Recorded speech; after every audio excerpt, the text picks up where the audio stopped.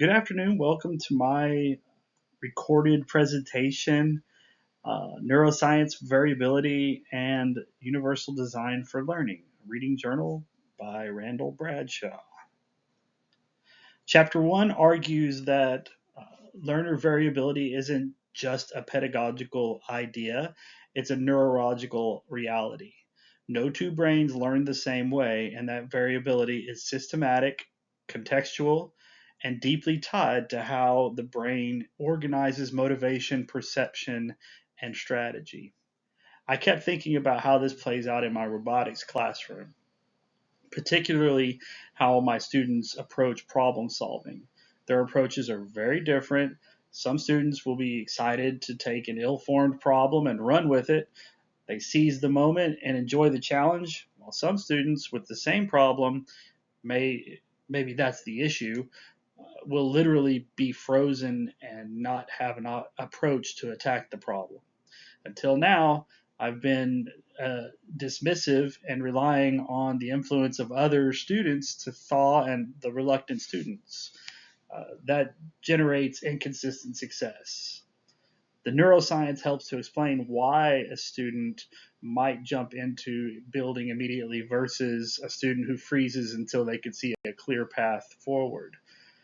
And intentional planning and knowledge of students can help alleviate this issue, maybe by creating a sort of roadmap. The reading outlines three major brain networks that anchor the UDL principles.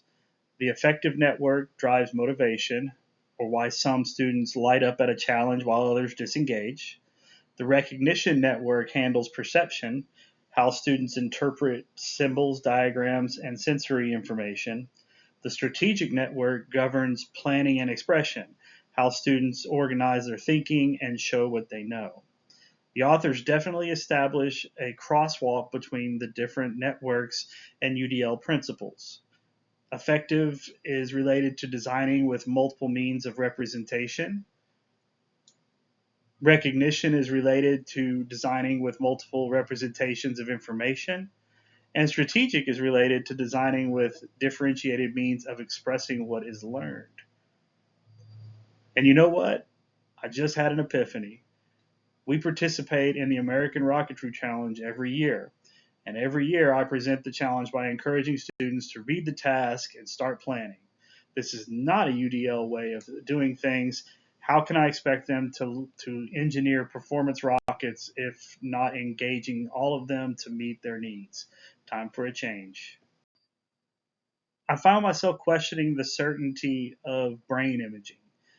If our brains are so good at finding patterns, who's to say the patterns we see in brain scans will tell us a full story?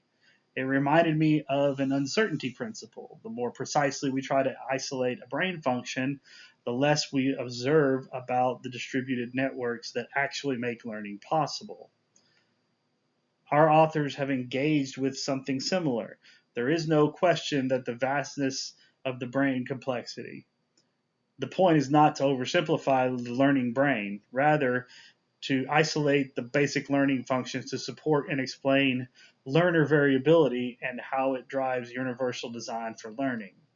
So, as Dr. Titus reminded us, the probability of you imagining or finding something new or groundbreaking is quite small in neuroscience space. However, it's good research to take other people's discoveries and build off of them. Chapter 1 claims that learner variability is systematic and somewhat predictable. At first, this felt contradictory, especially after emphasizing how complex and dynamic the brain is. However, the predictability isn't about forecasting individual learners. It's about anticipating the types of variability that emerge as a result of the learner brain organization. Motivation, perception, and strategy will always vary and will always be shaped by context. It's like the predictability of the Earth's trade wind currents around the Earth versus trying to predict what a certain isolated storm would do. I really had to think hard about how instructors manipulate the learning environments in terms of variability and context. When a teacher decorates a classroom like a dorm or teaches with the lights off, They aren't just setting the mood, they're altering the different networks of the learner brain. For some learners, these choices will reduce barriers. For others, creates new ones. This is an example of how context can drive the brain's networks and subsequently the learner's behavior. I wonder if we can further predict variability from controlling environment. I also realize environmental manipulation can unintentionally teach some students to adapt to an inflexible environment rather than have the environment adapt to them. This is labor. This labor is unevenly distributed across students. UDL challenges us to design flexible environments that reduce barriers, not impose a single sensory or cultural norm. I think a good practice would be to change mindset from decorating to strategically organizing the classroom to promote fewer barriers in learning. Chapter 2 is where I realized that creative and fun thinking could help me with designing for variability. UDL doesn't provide tricks or engagement strategies or accommodations. UDL is a way of seeing from the heart and rooted in the belief that all learners deserve access, dignity, and agency, not just the students organized at the margins. Flexibility can also be supported with creativity. Believe it or not, the students sometimes want direct teaching. Speculating from the context of our professional development sessions, I anticipate students are inundated with strategies of engagement. These strategies probably reveal themselves in similar fashion in different classrooms. I think considering the student may need a break from the mandate and hear a passionate teacher speaking about a cool subject from the heart briefly. One of the most important ideas in Chapter 2 is that UDL isn't about helping struggling students. It's about designing instruction that anticipates variability across all learners. Variability is the norm, and UDL is a proactive design in all phases of the learning process. I immediately think of students that are forgotten.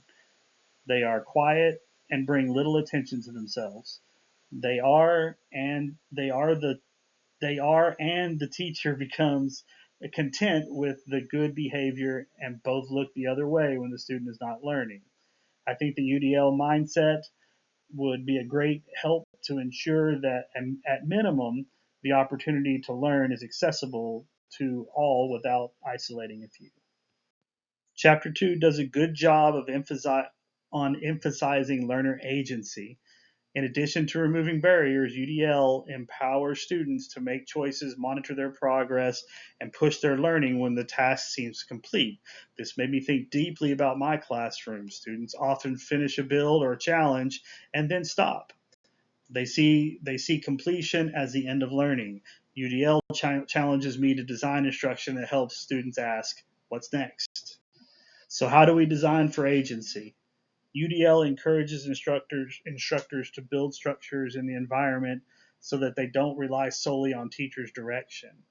I think explicit teaching about the expectation and environment would be an appropriate response for the beginning of the year, teaching students how to self-regulate while getting to know them.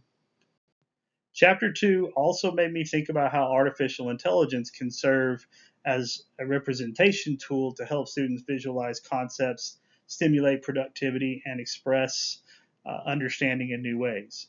Students could use AI to do generative things and receive trained responses to their input. However, I think AI should be taught as a pathway rather than teaching exactly how to use it for specific tasks. I have enjoyed getting an opportunity to see that I am practicing many UDL principles in my classroom currently. However, I have learned that I am not intentional about UDL in my learning environment. Therefore, I am not effectively considering planning for all of my students' needs. I think that this class is going to help my classes elevate to a higher level.